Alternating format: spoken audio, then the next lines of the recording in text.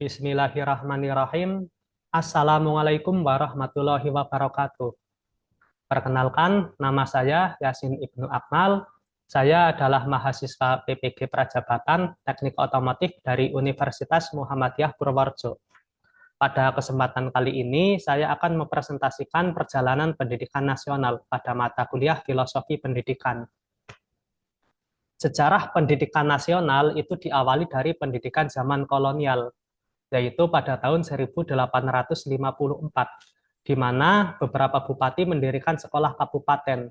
Tetapi sekolah itu hanya mendidik calon-calon pegawai saja.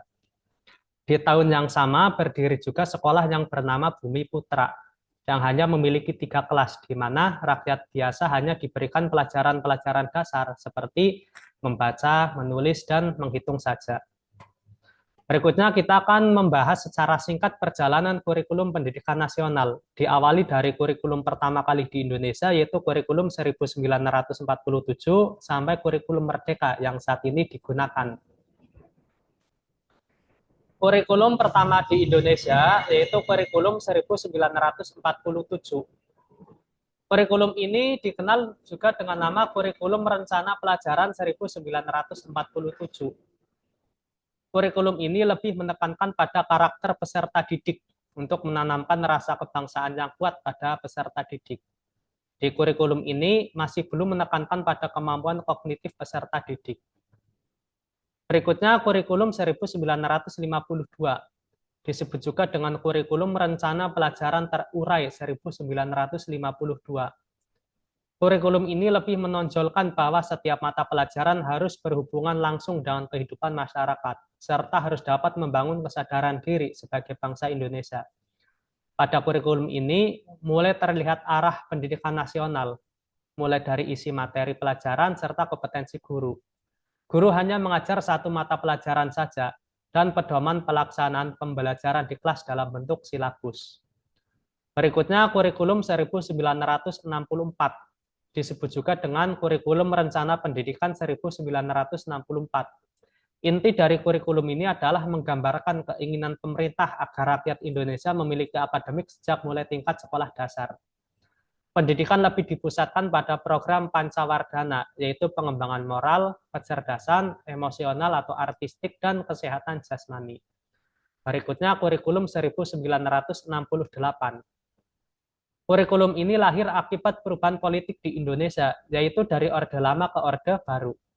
Terdapat perubahan tujuan pendidikan yang mendasar pada kurikulum ini, yaitu tujuan pendidikan lebih ditekan pada upaya untuk membentuk manusia Pancasila sejati, kuat, sehat jasmani, mempertinggi kecerdasan dan keterampilan jasmani, moral, budi pekerti, dan keyakinan beragama.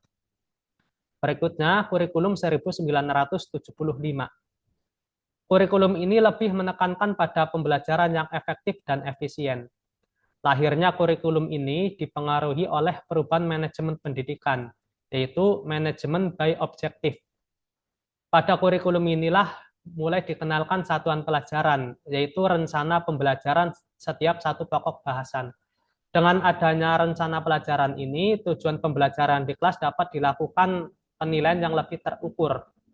Tujuan pembelajaran dibagi menjadi 2, yaitu tujuan instruksional umum atau TIU dan tujuan instruksional khusus atau TIK. Berikutnya, kurikulum 1984. Kurikulum ini lebih menekankan pada proses skill approach. Siswa tidak lagi ditempatkan sebagai objek dalam pembelajaran, tetapi ditempatkan sebagai subjek belajar. Pada kurikulum ini mulai dikenal dengan istilah cara siswa belajar aktif atau CSBA atau Student Active Learning.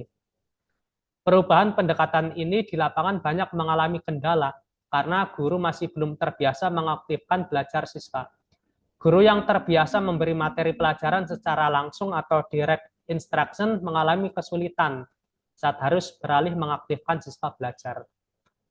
Berikutnya, Kurikulum 1994, yang merupakan penyempurnaan dari kurikulum-kurikulum sebelumnya, dengan memberi banyak penambahan pelajaran, terutama pada materi pelajaran muatan lokal, sehingga kurikulum 1994 ini dikenal dengan kurikulum yang super padat.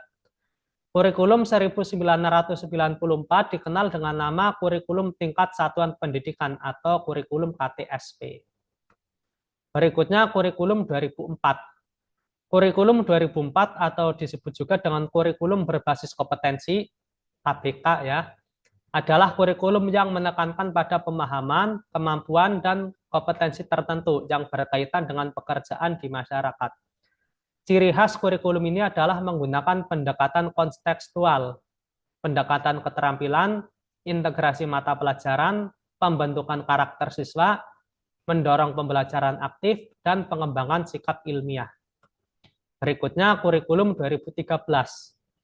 Kurikulum 2013 adalah kerangka kurikulum nasional yang diperkenalkan di Indonesia sebagai bagian dari reformasi pendidikan. Ciri khas dari kurikulum 2013 adalah kurikulum berbasis kompetensi, pendekatan saintifik, pembelajaran tematik, pendidikan karakter, pembelajaran inklusif, penekanan pada literasi dan numerasi, penggunaan TIK atau teknologi informasi komunikasi, pendekatan pembelajaran aktif, penilaian formatif, dan peningkatan kreativitas dan kritisisme. Yang terakhir, yang saat ini sedang digunakan di Indonesia, yaitu kurikulum merdeka. Kurikulum Merdeka Belajar bertujuan untuk memperbarui sistem pendidikan di Indonesia agar lebih responsif terhadap perubahan zaman dan mempersiapkan siswa untuk menghadapi tantangan global. Seiring waktu, implementasi dari pengembangan KMB atau Kurikulum Merdeka Belajar dapat mengalami penyesuaian sesuai dengan evaluasi dan kebutuhan pendidikan yang terus berkembang. Ciri dari kurikulum merdeka adalah fleksibilitas dan otonomi sekolah, pendidikan karakter dan soft skill, pengembangan kontekstual, penekanan pada teknologi dan digitalisasi, penilaian formatif dan portofolio, pembelajaran inklusif, pemberdayaan siswa, pelibatan orang tua dan masyarakat, dan penyederhanaan struktur kurikulum. Ya, demikian presentasi perjalanan pendidikan nasional dari saya. Apabila banyak salah, saya mohon maaf. Terima kasih. Wassalamualaikum warahmatullahi wabarakatuh.